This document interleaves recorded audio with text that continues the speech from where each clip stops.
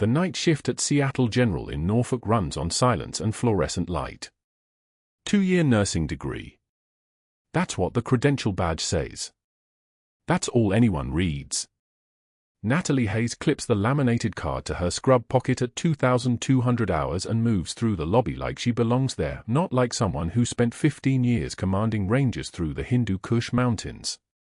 Not like someone who carries a captain's rank locked in a safe deposit box across town, along with medals that would mean nothing to the nurses signing in beside her, everything to the 3 Pentagon investigators already embedded in this hospital's billing department. She doesn't say hello to anyone. The night shift respects silence. The corridors of Seattle General hum with that particular 2 a.m. exhaustion, the kind where time moves differently, where fluorescent lights buzz like insects trapped in glass, where a nurse can walk past the same residents for times and they still won't recognize her face. This is what Natalie needs. This is what the mission requires. Invisibility. A 2-year credential. Hands that move competently but without authority, voice that asks permission instead of issuing orders. The assignment folder sits in the break room, waiting. She reads it while standing, never sits, never settles, never takes more space than necessary. Intensive care recovery. Post-surgical monitoring. 1 patient. Deaf male, retired Army Ranger, age 47, admitted 3 days ago for emergency appendectomy. Communication cards provided. Dietary restrictions documented. Nothing about the Pentagon investigation. Nothing about the 6-month operation designed to catch Dr. Marcus Mercer funneling veteran patients toward outside clinics that pay him kickback fees, $15,000 per referral, methodical as a tax accountant. Natalie's assignment is to watch. To document. To stay invisible while one of the hospital's most respected surgeons systematically abandons a wounded veteran who can't advocate for himself in a system that already doesn't listen. The ranger's room is on the 4th floor, northeast corner. She takes the stairs instead of the elevator, muscle memory precise, footsteps silent on the concrete steps. Her scrubs are faded, intentional, chosen from the thrift store down on 33rd, the kind a nurse on night shifts would actually wear, not the pressed versions fresh from the hospital laundry. Even her shoes are deliberately scuffed, white leather creased in the exact places a 2-year nurse's shoes would crease after 8 months of double shifts. She's been Captain Natalie Hayes for 12 years. She's been wearing this disguise for 6 months. Both identities feel real now. The chart outside the door reads, Thompson, David. Age 47. Appendectomy, post-op day 3. Last assessment 1800 hours. Vital signs stable. Pain management adequate. The handwriting belongs to Dr. Mercer, precise, almost mathematical in its perfection, the kind of penmanship that comes from a man who believes his own writing is worth admiring. Natalie pushes the door open without knocking. The room is dim, bedside lamp off, window blinds drawn against the Virginia night. The figure in the bed is motionless, but not asleep. She can tell by the way his breathing changes when he hears the door move, the quick tension in his shoulders. Fear, probably. Or hypervigilance. Rangers understand the difference between sleeping and lying still. She flips on the exam light, angling it away from his face, and signs good evening in ASL with her left hand while her right pulls the rolling stool closer. His eyes widen. Hands that had held lives together don't make those movements carelessly. The tattoo on his left forearm stops her for exactly 1/4 of a second, the amount of time a professional can pause without it reading as anything more than focus. Valkyrie, written in black block letters beneath a stylized symbol she designed herself in 2012, sitting in a forward operating base in Paktia province, waiting for a medevac that was running 30 minutes late. She'd drawn it on a scrap of tent canvas. Thompson had asked for a copy. She'd drawn it on his skin with a needle and ink from a ballpoint pen the following week, both of them understanding without discussion that some debts are paid in symbols. He looks at her face while she documents his vitals. Oxygen saturation 97%. Heart rate 72, regular and strong. Blood pressure 118/76, solid, the kind of numbers that come from a body built to survive hard things. Temperature 37.1 Celsius, no fever. She writes it all down in careful, economical handwriting, the kind of documentation that never draws attention, never stands out, never gives an observer a reason to look twice. His eyes are studying her now, not recognition, but something like searching. She's wearing her hair in a tight bun, completely grey at the temples though she's only 42, a consequence of 3 years in the Hindu Kush and another 5 years learning to live with what she'd seen there. She's wearing glasses she doesn't medically need, thin wire frames that change the entire geometry of her face. She's wearing a voice like someone who has nothing to prove. Your incision looks good, she signs while speaking the words aloud, talking and signing simultaneously, the way a nurse who's taken ASL classes would do it, competent but not fluent, professional but not native. Pain level now. He responds with 3 fingers held up, held steady. 3 out of 10. Rangers don't lie about pain, and Rangers don't exaggerate suffering. 3 out of 10 means significant discomfort. 3 out of 10 means healing correctly. I can get you something stronger if you need it, she says, and signs, need more medicine.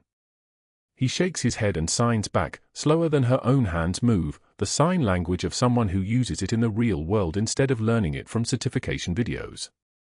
15 doctors. All said no. His hands move with the weight of someone counting something that matters. Said communication too hard. All 15. Natalie's hands move to the blood pressure cuff, adjusting the Velcro strap around his arm with the exact amount of pressure needed, not too loose, not too tight, the mechanical skill of someone who's done this 10,000 times. Her face doesn't change. Her breathing doesn't accelerate. The trembling isn't fear, it's restraint. 15 doctors. The number lands in her chest like shrapnel, and she catalogues it the way she catalogues everything else in this hospital, the way the medication dispensary is locked, the way Dr. Mercer parks his car in the physician's lot, the way the records room can be accessed from the back stairwell without passing the main desk. 15. Not 7, not 9, not the number that might have been attributed to some general resistance or departmental negligence. 15 doctors, refused, methodically, each one cited for communication difficulties, each one steered toward that outside clinic in Chesapeake where Mercer receives his payments in the form of consulting fees that don't appear on any standard insurance claim. That's going to change, Natalie signs, and her hands are steady as surgical steel. Thompson's eyes focus on her face again, searching harder now, and she turns away before he can find whatever he's looking for. She moves to the window, closes the blinds more fully against the night, creates a barrier between herself and recognition. Her voice stays level when she speaks aloud, staying in character, staying invisible. Dr. Mercer will be on rounds in the morning. I'll be here for your assessment then. She's lying. She knows exactly what Dr. Mercer will do in the morning, because she's documented it 16 times over the past 6 months. He will arrive at 0630 hours, stand at the foot of the bed for approximately 90 seconds, make a note about communication barriers, and recommend discharge to a facility more equipped to handle patients with special needs. He's already prepared the paperwork. She's already seen the draft in his office computer system, logged in under credentials that belong to a medical resident who doesn't work nights and won't notice the security breach until the investigation is complete. He'll probably recommend another clinic, Thompson signs, and his hands move with the bitterness of someone who's already heard this trajectory before. Isn't that what they all do? Natalie doesn't answer. Instead, she documents his vitals in the electronic chart with the kind of meticulous detail that will become evidence, exact times, exact numbers, exact observations about his level of consciousness, his capacity to communicate, his pain level, his stability. She writes patient demonstrates clear communication via ASL and written expression and no evidence of cognitive impairment and medically stable for continued inpatient care with appropriate communication accommodations. The documentation is flawless. Dr. Mercer will read it and know immediately that someone on his night shift is building a case. He'll try to have her fired. But not yet. Not before the Ranger codes at 0215 hours, before 15 doctors on the on-call list refuse to come in for a non-paying charity case, before Natalie's combat medic training meets attention pneumothorax in the hallway and muscle memory takes over completely. Not before the moment where she has to choose between staying invisible and staying alive, between the mission and the man with her call sign tattooed on his forearm. Right now, at 2,247 hours, she is just a nurse charting a post-op assessment. Just a 2-year nurse with faded scrubs and wire-frame glasses, documenting the kind of baseline information that nobody will question until it becomes evidence. She pulls the privacy curtain to give Thompson space, and on her way out of the room, she pauses at the foot of his bed long enough to sign one word. Not a greeting. Not an introduction. Just a single gesture in the dark, made where he can see it clearly, understood. His hands move to the tattoo on his forearm, fingers tracing the letters of a name he believed was gone forever. But Natalie is already through the door, already moving back into the corridor's fluorescent light, already becoming invisible again. The night shift respects silence, and she has 6 months of evidence to catalogue before her cover is blown. The ranger stares at his forearm, hands trembling, and whispers her call sign into the empty room like someone calling back across 12 years of wilderness. But Natalie Hayes is already on her way to the records room, and she doesn't allow herself to turn around. The Grand Rounds conference room at Seattle General smelled like stale coffee and the particular silence that comes before a public execution. 12 residents and 4 attending physicians filled the tiered seats, their pens poised over notebooks, waiting for Dr. Mercer to begin his Tuesday morning dissection of nursing incompetence. Natalie stood against the back wall in her regulation scrubs, the faded unit patch sewn inside her jacket lining pressing against her ribs like a second heartbeat. She'd survived 3 tours in the Hindu Kush. She could survive this. Dr. Mercer held up her chart notes like contaminated evidence, his fingers pinching the corner as if the paper itself might infect him. His voice carried the particular cadence of a man accustomed to rooms falling silent when he spoke. "This is what happens when we lower our hiring standards," he announced, turning the page toward the overhead projector. "Nurse Hayes here believes she can diagnose better than physicians. She's documented concerns about patient communication barriers, as if that's her job. As if a 2-year nursing degree qualifies her to second-guess my clinical judgment." Laughter rippled through the tiered seating. One resident nudged another. A attending physician smiled into his coffee. Mercer circled her name in red marker, the pen scratching against the page like bone on stone. "Let's call this the bargain bin assessment method," he said, and the laughter escalated, became something with teeth. "When you hire nurses from discount programs, this is what you get. Opinions. Insubordination. Documentation that wastes physician time." He dropped her notes on the desk. They scattered. No one picked them up. Natalie's hands were clasped behind her back, fingers interlocked tight enough that her nails bit crescents into her palms. Her breathing remained steady, combat training, for breaths in through the nose, 6 out through the mouth. She felt heat rise to her cheeks in the distinctive burn of humiliation, the kind that made younger officers cry in supply closets. She didn't flinch. She didn't look away. Her face remained neutral as stone, and that composure, that absolute refusal to crack, made Mercer's smile falter for just a fraction of a second. The silence stretched. Residents exchanged glances. Someone cleared their throat. "Perhaps if we spent less time performing for an audience and more time with patients, communication wouldn't be an issue," Natalie said. Her voice was quiet. Measured. The kind of calm that comes from someone who had already survived the worst and found it insufficient to break her. The room went dead silent. Mercer's jaw tightened. The red marker hung suspended in mid-air. He wasn't accustomed to being challenged in his own grand rounds, especially not by someone in scrubs, especially not by someone whose voice carried the terrifying fluid precision of someone speaking from absolute certainty. The residents waited. The attending physicians shifted in their seats. The fluorescent lights hummed overhead like they were holding their breath. "That was insubordination," Mercer said finally, his voice dropping to something colder than before. "You're a liability." Natalie turned and left the room before anyone could respond. She could feel 14 pairs of eyes tracking her exit.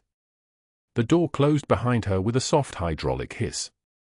2 hours later, at the vending machine on the 3rd floor, 2 residents mimicked her voice in exaggerated falsetto. Perhaps if we spent less time performing, they saw her approaching and fell silent, smirking. One whispered bargain bin loud enough for her to hear, loud enough to be deliberate. Natalie fed $2 bills into the slot, watched them feed through with mechanical precision, and retrieved her black coffee without acknowledgement. She didn't flinch. She didn't tell them to stop. She simply turned and walked away, her spine straight, her shoulders level, the kind of posture that made predators instinctively look twice. That afternoon, Mercer cornered her outside the ranger's room.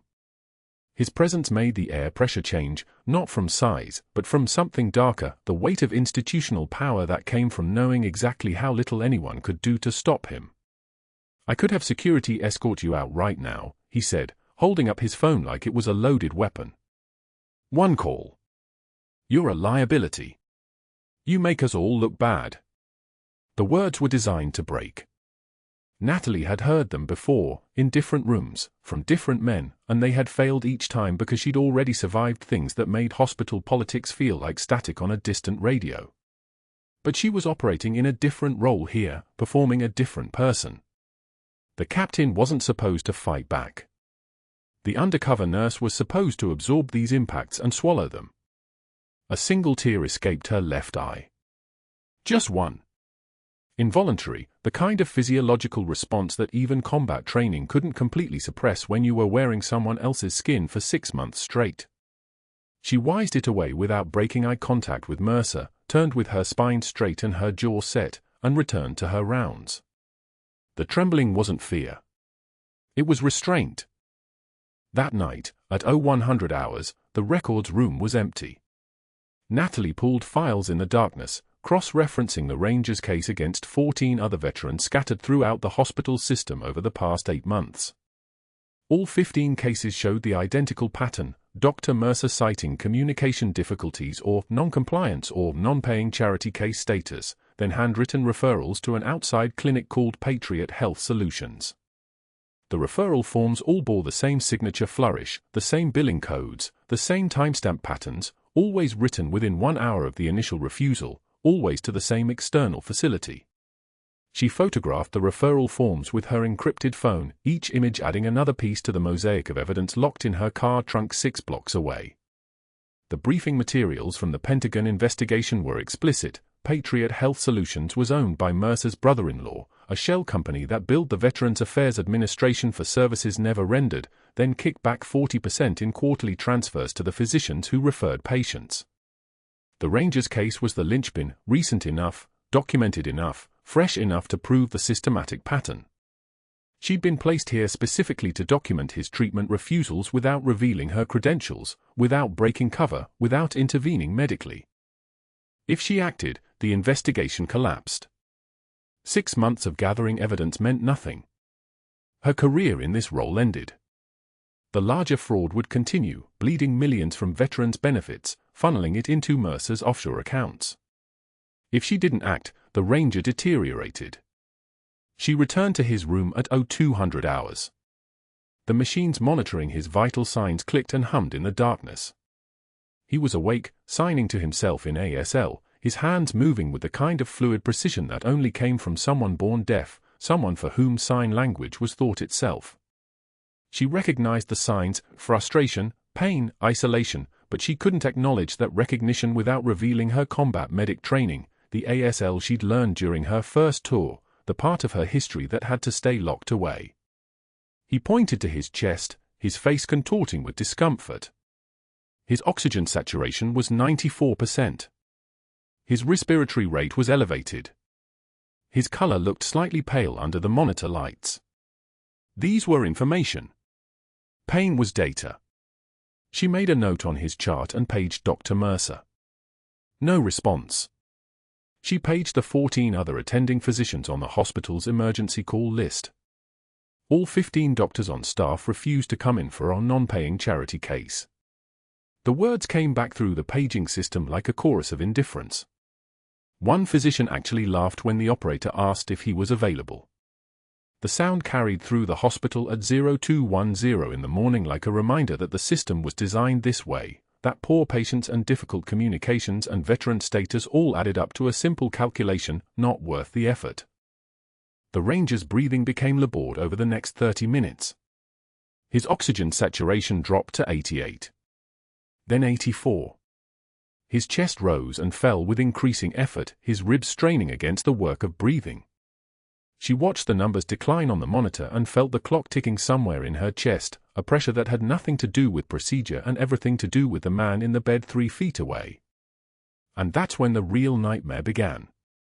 The records room at 0100 hours was a cathedral of silence, filing cabinets in uniform rows, the air thick with the smell of old paper and industrial bleach.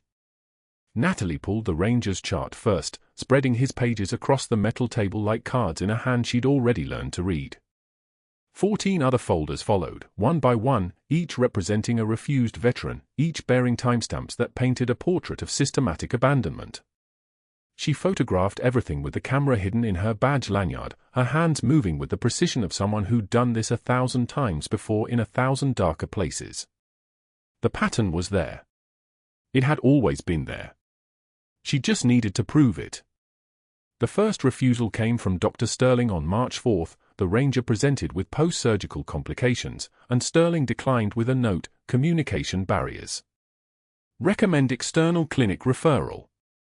The second refusal came from Dr. Hayes on March 8, nearly identical language. By March 22, the third physician, Dr. Conrad, had added a wrinkle. He'd actually written the clinic name himself. Harborside Urgent Care, located 3 miles outside Seattle General Service District, staffed by physicians Natalie had begun to recognize as a network rather than a coincidence. She pulled the next 4 folders. Veterans for through 7, all within 2 weeks of each other, all with respiratory or cardiovascular issues that should have triggered immediate intervention protocols. Instead, they'd received referral slips and dismissals. The language varied just enough to avoid pattern recognition, different doctors, different dates, same destination clinic, same clinical outcome, delayed care, escalating complications, astronomical billing charges forwarded to the Veterans Administration. Natalie's jaw tightened as she opened folder number 8. Another veteran, this time a woman from the 82nd Airborne with a herniated disc. Refused by Dr. Mercer personally on April 1, referred to Harborside. The pattern was becoming a blueprint, a map drawn in institutional betrayal, and every road led back to one man's decision-making process. By 0130 hours, she had documented all 15. 15 refusals across 11 weeks. 15 veterans systematically steered away from a hospital equipped to treat them toward a clinic that existed primarily to generate billing codes and maximize insurance claims. The numbers alone told a story, but the details made it a confession. One veteran had waited for hours in an Harborside waiting room before being told their condition required emergency hospital care. That veteran had coded in the Harborside parking lot. 2 others had suffered delayed diagnoses that should have been caught in Seattle General's ER within minutes.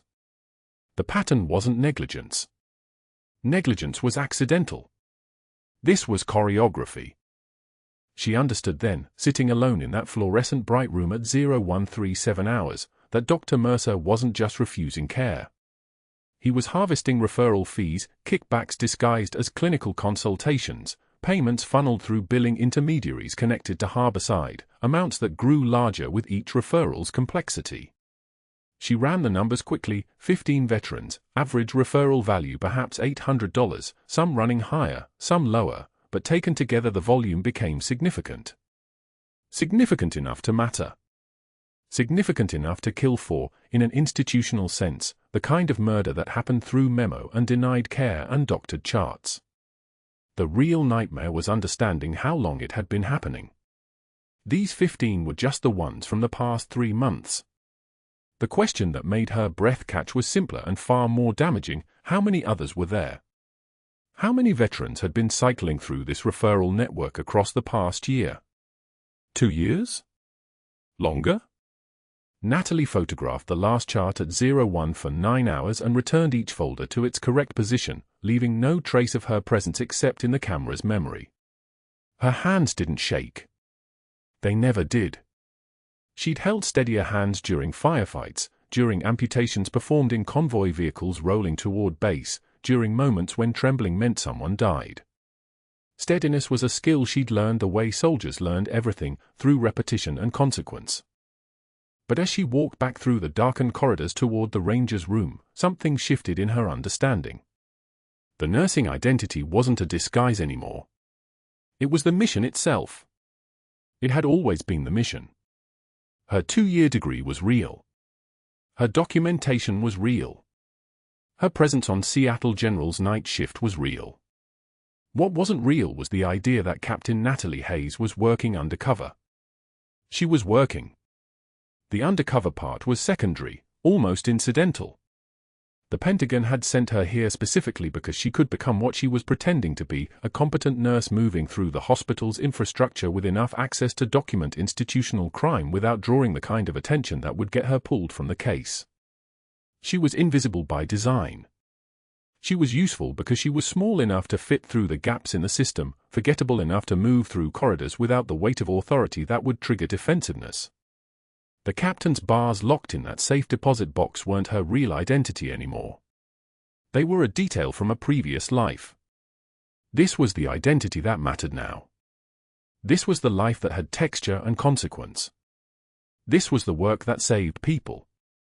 The understanding was crystalline and terrible all at once. If she moved on this evidence, if she broke her cover to help the ranger, if she crossed the line from documentation into action, she would end this investigation before the pattern was complete enough to be prosecutable. Mercer would see her clinical intervention, interpret it as nursing scope violation, and use it as grounds for immediate termination. He was already building that case, the probation memo, the patient load reassignments, the access restrictions, each move a chess piece positioned for the moment she would inevitably reveal herself by choosing a patient over the mission. She understood then that she had been walking toward a choice since the moment the ranger arrived. The Pentagon didn't send captains to work as nurses because the Pentagon liked having talented people change bedpans. They sent captains because captains understood triage, the brutal mathematics of medical necessity that meant sometimes you watched one person deteriorate so you could save 100 others. The ranger was one person. The 15 veterans already referred to Harborside were 15 people. The unknown number of future veterans who would be steered toward fraudulent care if the system remained uninterrupted was incalculable. She knew the language of mission. She knew the arithmetic of sacrifice. She knew that sometimes the person you die for in a firefight wasn't the person you could save with a scalpel because saving that one person meant losing access to save the many. The choice had been made the moment she accepted this assignment. It had been made in a Pentagon office in Arlington by someone who understood what Captain Hayes was capable of doing. Natalie pushed open the stairwell door at 0151 hours, and the air changed, colder, carrying the faint smell of something chemical and institutional, like all stairwells in hospitals smell at night when the cleaning crews have done their work and the space echoes with possibilities. She descended toward the 3rd floor and the ranger's room and the moment when she would either maintain her cover or break it, and she understood with perfect clarity that the choice had never really been hers to make. Some missions didn't allow for choices. Some missions only allowed for execution. The respiratory rate climbed. 30 breaths per minute. Then 32. Natalie watched the monitor from the doorway of the ranger's room at 0215 hours, her hand steady on the doorframe while his oxygen saturation painted a descending line across the screen. 88. 85. 82. His chest rose and fell with the mechanical desperation of a man drowning in his own body, and the sound, that wet, labored gasping, told her everything the machines hadn't confirmed yet. Tension pneumothorax. A collapsed lung pressing against his heart, compressing it like a fist closing around something vital. His skin had taken on the color of old bruises, the kind that never quite heal right. She picked up the unit phone. Called the on-call physician roster. 15 names. 15 doctors on the hospital roll for emergency coverage that night, each one a line of authority and credential and responsibility. She started at the top. Dr. Patricia Chen did not answer. Dr. Raymond Okonkwo, voicemail. Dr. Susan Mitchell, Dr. James Correlson, Dr. Robert Santos, Dr. Michelle Torres. 5 down. None answered. She kept going, her voice level, her words precise, code blue emerging. Veteran patient. Requires immediate evaluation. No response. The calls went to voicemail or were answered by tired voices saying the same thing in different orders. Non-paying charity case. Try Patriot Health Solutions. That's not my department. He can wait until morning clinic. 15 doors. 15 closures. 15 physicians who had taken oaths that apparently had expiration dates. One of them, she forgot which, actually laughed. A deaf ranger? Communication's going to be impossible anyway. Not my problem. The monitor beeped faster. 79. The ranger's eyes locked onto hers across the darkened room, and in that look lived 12 years of trust built in firefights and medevac helicopters and the kind of fear that only comes when you're bleeding out 3 miles from the nearest American base. His lips moved, trying to form words she wouldn't be able to hear even if her own ears were perfect, which they were, but the message was written across his face in the universal language of a man whose body was betraying him and his country wasn't helping. She didn't hesitate. Muscle memory didn't belong to hesitation, it belonged to action. Her hands moved on their own, the way they had moved across the Hindu Kush when the medevac was still 20 minutes out and 3 rangers were hemorrhaging into the dirt. She grabbed the emergency crash cart, wheeled it into the room, and found what she needed in the top drawer without looking, a 14-gauge angiocath needle, the kind that looked deceptively small for the work it was about to do. Her fingers located his second rib, traced down to the intercostal space below it, found the midclavicular line running down his chest like an invisible meridian only visible to hands that had done this before. "I've got you," she signed, and he understood. She prepped the insertion site with alcohol, the sharp chemical smell cutting through the stale recirculated hospital air, and positioned the needle at a 90-degree angle. Breathed once. Entered the pleural space with the kind of controlled pressure that separates saving a life from puncturing the wrong thing. The hiss came immediately. That unmistakable sound of pressurized air escaping from a cavity where air had no right to be, the sound of pressure releasing, of geometry correcting itself. 1 second. 2. The hiss stopped. She kept her hand steady, held the catheter in place, and his color came back like someone had reached inside him and switched on a light. His breathing eased. His oxygen saturation climbed. 85. 88. 91. His eyes closed, and for the first time in 6 hours, he wasn't drowning anymore. The security camera mounted in the upper corner had recorded all of it. She knew this. Her awareness of surveillance was as automatic as her breathing, the paranoia of 18 months undercover now woven into her nervous system. She hadn't looked at the camera. She hadn't acknowledged it. She had simply done what every person in the facility claimed was impossible, what every doctor had refused to attempt, what the entire medical infrastructure of Seattle General had decided wasn't worth their time or their credentials. In his office 3 floors up, Dr. Mercer watched the feed on his computer monitor, the small square of video showing a nurse in scrubs performing a procedure that no nurse, by law, by protocol, by the rigid hierarchy of hospitals, should ever perform alone. His hand reached for his phone. His fingers moved with the practiced efficiency of a man making calls that ended careers. He spoke to the hospital administrator. Then to board members whose numbers were on a list in his phone, names followed by dollar amounts representing various understandings. Professional courtesies. Investment partnerships. Consulting fees. The kind of institutional gravity that made decisions happen the way gravity made objects fall. By 0600 hours, when Natalie clocked in for her shift, her badge no longer functioned at the security turnstile. The light blinked red. The barrier stayed locked.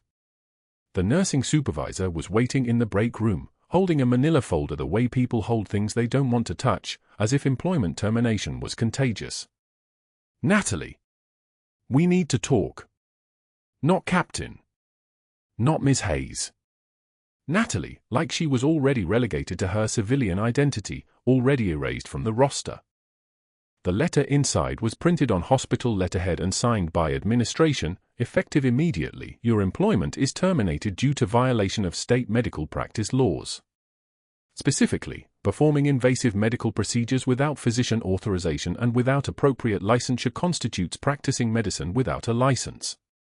This represents a serious breach of protocol and patient safety standards. Dr. Mercer stood behind the supervisor, his expression a masterclass in controlled satisfaction. His voice, when he spoke, carried the weight of someone who had already won and was simply confirming it for the record. You saved a life and threw away your career. Was it worth it? He paused, letting the question hang. The patient will receive appropriate follow-up care at Patriot Health Solutions, beginning tomorrow morning. That clinic specializes in veteran cases. His eyes held hers, and she understood he had gotten what he wanted. The Ranger was being transferred directly into the fraud pipeline, the very thing she had spent 6 months building a case against. The investigation was over. The witness, her, was being eliminated. The mission had failed. Security escorted her to her locker. She opened it with hands that remained steady through pure force of will, the kind of stillness that comes from training and from trauma and from the understanding that trembling was a luxury she couldn't afford. Inside was the jacket she'd hung there 6 months ago, the one with the faded unit patch sewn into the lining where no one would see it, where it could stay hidden like everything else about her. She held the patch for a moment, feeling the rough cotton against her fingertips, all that history compressed into a 3-inch square of fabric. 12 years. 3 tours. Call signs whispered over radios in the dark. The hands of soldiers she'd pulled out of mountains. And now this. She locked the locker. Walked out of Seattle General into the pre-dawn Norfolk air, the kind of darkness that comes right before the world starts again, when the night shift is ending and the day shift hasn't begun, when you're caught between identities with nowhere to stand. At 0300 the next morning, she sat in a booth at the graveyard shift, a diner 3 blocks from the hospital that catered to third-shift nurses and insomniacs and people whose lives had become incomprehensible. The coffee in front of her had gone cold 40 minutes ago, had developed that thin grey skin that forms on old caffeine. Her reflection stared back at her from the dark window, hollow-eyed, exhausted, unrecognizable even to herself. The woman looking back looked like someone who had lost everything, which was technically accurate, though not in the way civilians meant it. She hadn't lost money or reputation. Those were things she'd never had, could never keep. What she'd lost was the mission. The investigation. The case against Mercer that would have protected hundreds of future veterans from a systematic theft of their care. Her phone showed 17 missed calls. Pentagon handlers she couldn't answer. Classified numbers she shouldn't have in her recent call history at all. Messages marked urgent in military shorthand she recognized from encrypted briefings. The investigation was imploding. The cover was blown, not by accident but by her own hands, her own choice to intervene when a man whose call sign she still carried on her arm started to drown in front of her. Some missions didn't allow for choices. Some missions only allowed for execution. But she had chosen anyway, and now the machinery of the Pentagon and the FBI and 6 months of undercover work was collapsing around her because she couldn't let a man die when she had the training to save him. She pressed her palm flat against the window. Cold glass. Norfolk rain beginning to fall outside, the kind of steady rain that sounds like applause against a windshield. Her hands had held lives together in the Hindu Kush. They had compressed wounds and started fours and performed needle decompression on patients who would have died without them. And those same hands had just ended an investigation that was supposed to protect the institution she'd infiltrated, supposed to expose the man who had left 15 doctors on a roster and 15 refusals in his wake like bodies on a battlefield. She pulled her hand away from the window, leaving a palm print that the condensation was already starting to erase. The diner was empty except for the night shift cook and a man in the corner booth who had the particular exhaustion of someone working a job that didn't require him to care about outcomes. She ordered another coffee. Didn't drink it. Stared at her reflection instead, at the woman who had saved one life and destroyed a 6-month investigation, and wondered if that was the equation she was supposed to be proud of, or if it was just the equation she was going to have to live with, alone in diners at 3 in the morning, until someone found out what she'd done and the other shoe finally dropped. The rain intensified against the windows. A siren wailed in the distance, moving away. The clock on the diner wall clicked forward to 0315 hours.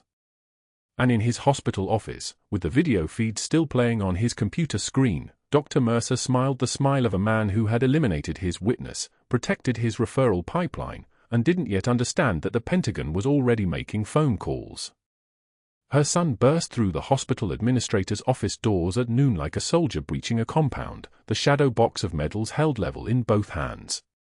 The weight of it seemed to anchor him. "Mom, they need to see these." His voice cracked on the last word. He was 17, built like his mother, broad shoulders, steady hands, and in that moment he looked older, as if he'd aged years in the time it took to drive from school with his grandfather's gift. The administrator looked up from her desk, confused. The ranger, waiting in a wheelchair by the window, jerked his head toward the boy.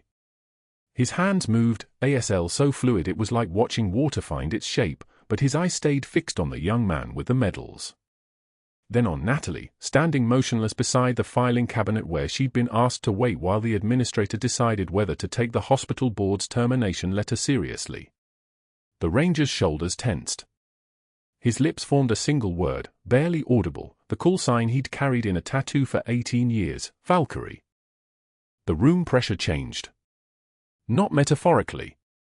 The air itself seemed to contract around that name the way a fist closes.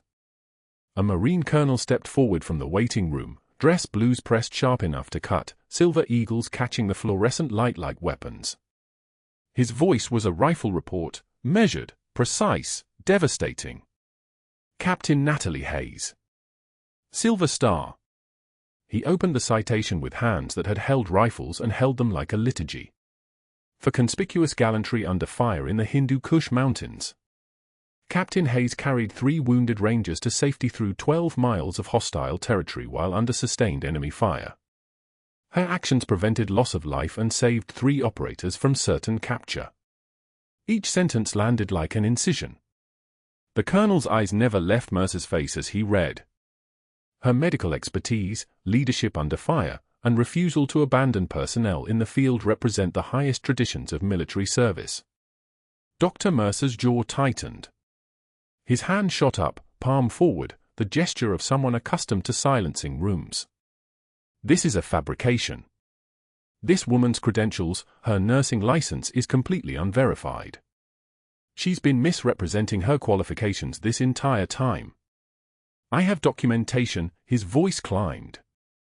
Desperation flavored it now, sharp and metallic like blood on the tongue. He was a man watching his world collapse and trying to stop it with words, with authority, with the last tools left in his hands. She practiced medicine without a license. Performed a surgical procedure. I have it on video. 2 FBI agents stepped through the door carrying printouts that moved like playing cards being spread across a magician's table. The lead agent, a woman with eyes the color of storm clouds, set them down with the careful precision of someone placing evidence in a coffin. "Dr. Mercer, these are the medical records you created between January and June of this year. 15 veteran patients. 15 documented refusals of care with your signature authorizing each denial." She tapped the first page. "You coded them as communication barriers and patient noncompliance. You then billed the VA for chart review services you never performed. Total fraudulent billing, $847,000. Mercer's hands trembled. Actually trembled. The mask was slipping now, the composure cracking like old paint in the sun. "You created forged documentation," the agent continued, her voice flat as a knife blade. "You then used those documents to justify referring these 15 veteran patients, all of them with service-connected disabilities, to Patriot Health Solutions, a shell company registered in your wife's maiden name. Your account received deposits totaling $214,000 in referral kickbacks over 18 months. A 2-star general walked in like thunder wearing a uniform. His presence had weight, the kind that made subordinates straighten their spines without thinking about it. He approached Natalie with the measured pace of a man who had learned to move with intention in places where careless movement meant death. His right hand rose in a salute that was all respect and no ceremony. His eyes found the faded unit patch sewn inside her jacket lining, the one she'd kept there for 6 months through every shift, every humiliation, every moment she couldn't break cover. He lowered his hand slowly. "Captain." A Pentagon official stepped forward with a folder that looked thin enough to contain only a few pages, but those pages carried the weight of truth. She read without inflection, each word a nail being hammered into Mercer's career, a Natalie Hayes. Operational codename Valkyrie. Embedded investigator, Pentagon Health Services Fraud Task Force. Assigned to Seattle General Hospital 6 months ago to document systematic denial of care to veteran patients and trace suspected insurance fraud and kickback schemes. She paused.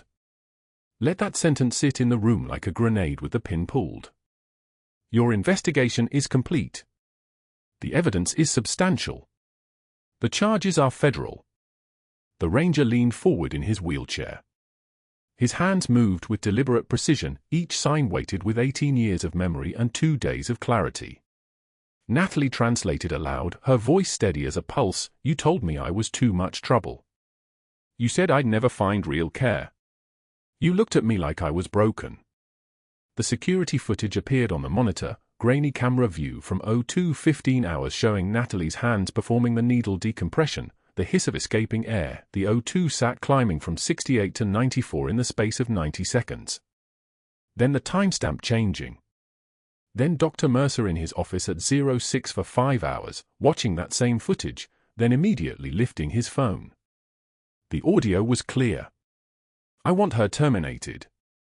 Now." She practiced medicine without authorization. "I don't care what she was doing, get her out before end of shift." He had watched her save a life and used it as the weapon to destroy her. The general's voice dropped to a register that sounded like it came from somewhere below ground. 15 doctors refused to treat that Ranger. 15 physicians followed your recommendations because you control referrals in this hospital. You weaponized an entire medical staff to deny care to a disabled veteran. And when someone with enough training and courage stepped in, you fired her to eliminate the witness. Mercer's face had gone the color of old paper.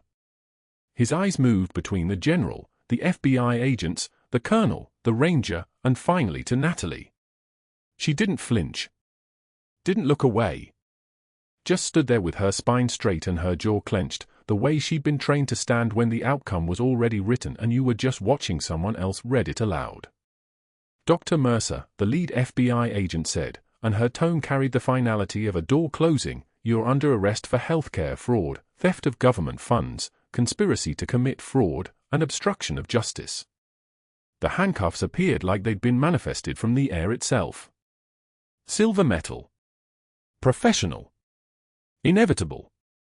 She recited the Miranda rights in that same flat voice while Mercer's protests collapsed into incoherent fragments. "I'm a physician. I'm a physician.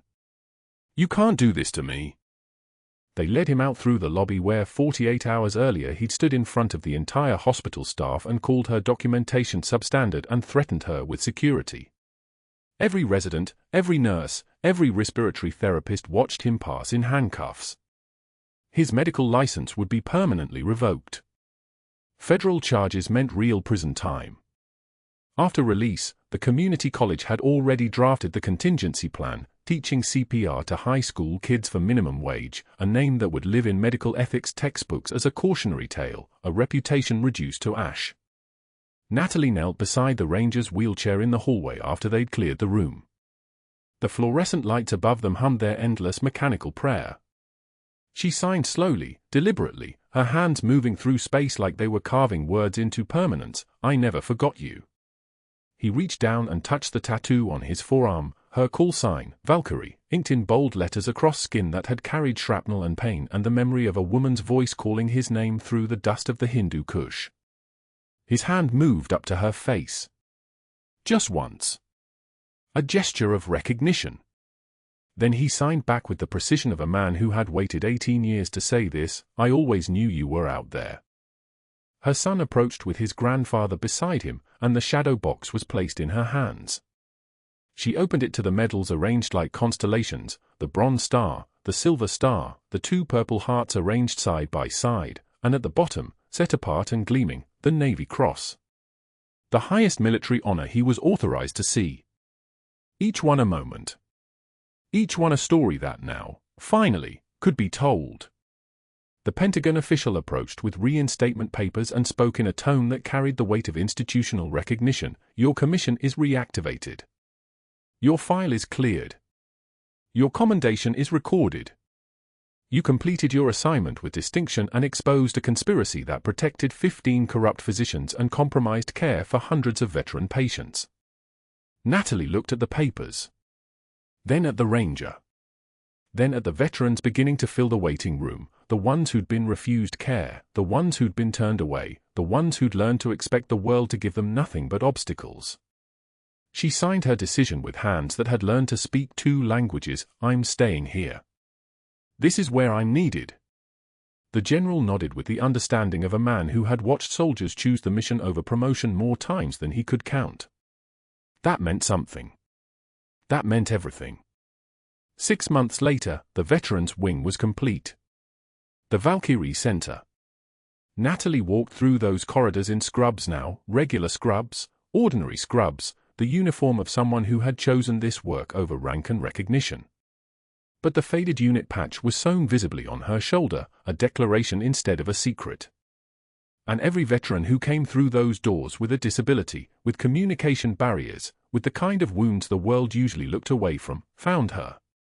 Found a nurse with a steady hand and an understanding that ran deeper than sympathy.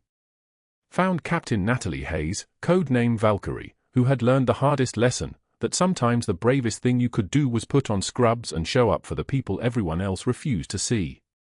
If this story resonated with you, if you've ever watched someone get underestimated and then proved everyone wrong, please like this video, subscribe for more stories of hidden heroes and quiet courage, and comment below, what would you have done in Natalie's position?